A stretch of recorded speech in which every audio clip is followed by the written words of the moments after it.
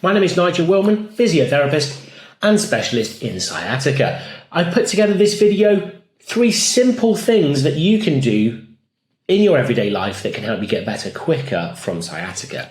Now, one disclaimer here is sciatica is a complex problem with lots of different causes, so this won't work for everyone, but it will work for the majority of people. So here are 3 things which you can do that can help you to get better quicker.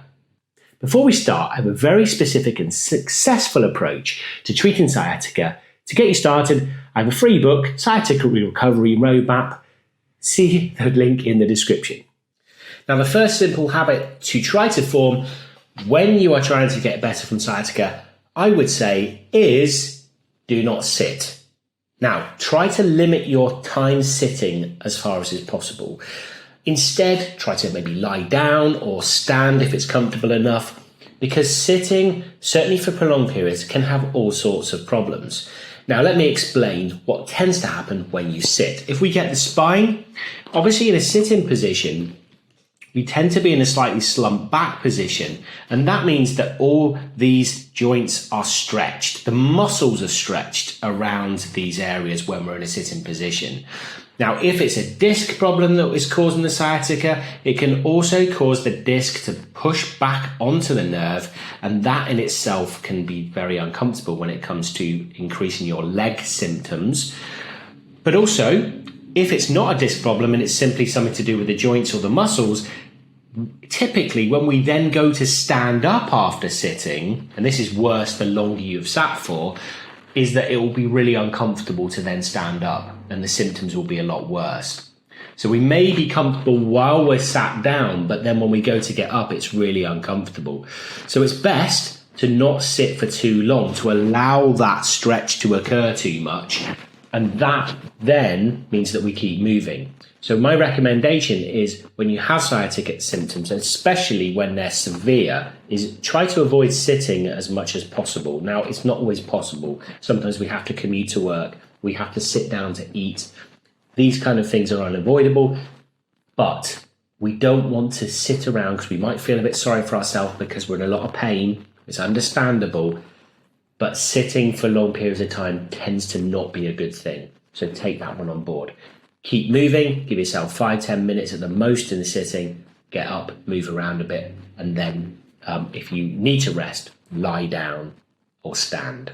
And the second thing I'm going to recommend that you do is use heat or ice, either will do, on the lower back, not on the leg. See, this is a mistake that a lot of people make, is that, of course, their pain is predominantly down the leg. They will put their rubs and their ice and their heat on the area where they feel the pain. It's an obvious thing that can be a mistake because that's where you feel it. But actually what we want to do is put it on the lower back, because that's where the origin of our problem is coming from, even if we don't have back pain. So warmth is really good. That's my favorite, to be honest, because I think that you can have it on for longer. Now, you could use ice or you could use heat across your lower back, and this will have the effect of reducing spasm and pain in the muscles. It will change the sensory information around the back, which often aids with movement. So it's not so much that ice will reduce inflammation. It's not likely to go that deep into the structures. It's more that it changes the sensory information around the back. So that's why ice or heat can be quite beneficial, because they're both things which will change that sensory information. Now, if you choose to use ice, I would only recommend that you perhaps use it for 15-20 minutes and never put ice directly onto the skin. It should be wrapped in something like a wet towel first. Obviously, you would use it for 15-20 minutes, as I say, but then take it off and let the skin breathe again. Now, you might do this perhaps 3 times a day at the most. Now, mild heat can be used for much longer. Don't use something that's very, very hot in an attempt to reduce the pain, because often people burn themselves by doing that. A mild heat can be very effective in reducing spasm. And so the good thing about the heat side of things is that we tend to be able to use that for much longer. And so you could have the warmth on for, say, half an hour or so, or even you can buy stick-on hot pads that actually help to keep things warm as you move around as well, which I think are quite effective in this situation. Now, the third thing that you can do is choose 2 to 3 exercises that reduce your leg pain. Now, no more than that, okay? The temptation will be to do as many exercises, looking for that magic exercise that gives you that instant relief. And often, although that sometimes is the case, you can't find that magic exercise. So choose 2 or 3 at the most exercises that clearly do reduce the leg pain or certainly don't make it worse, and be consistent with those exercises several times a day. And if you struggle to be consistent with doing exercises during a busy day, then here's a top tip that can improve your ability to do those exercises. You see, studies show that you are 42% more likely to achieve something if you do this one simple thing. Write it down. Let me explain a little bit more.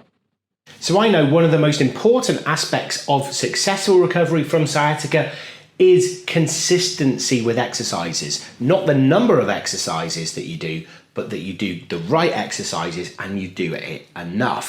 So how do we stay consistent with exercises? Well, we need to choose 2 to 3 exercises that reduce leg pain. That's an important point. Reduce our leg symptoms. So do not do exercises that increase your leg symptoms, because that means that the nerve is being slightly irritated and it could be causing you problems. But usually through a process of trial and error, or perhaps you've seen a practitioner who has recommended exercises, you can find exercises that can be done which don't increase your sciatic symptoms. So choose 3 of those. So just for argument's sake, our first exercise is rotations of the lower back. And the second exercise is extensions of the lower back. And the third exercise is sitting stretches. So those are our 3 exercises that we definitely find are helpful to us. We're not going to do any more and overcomplicate the picture.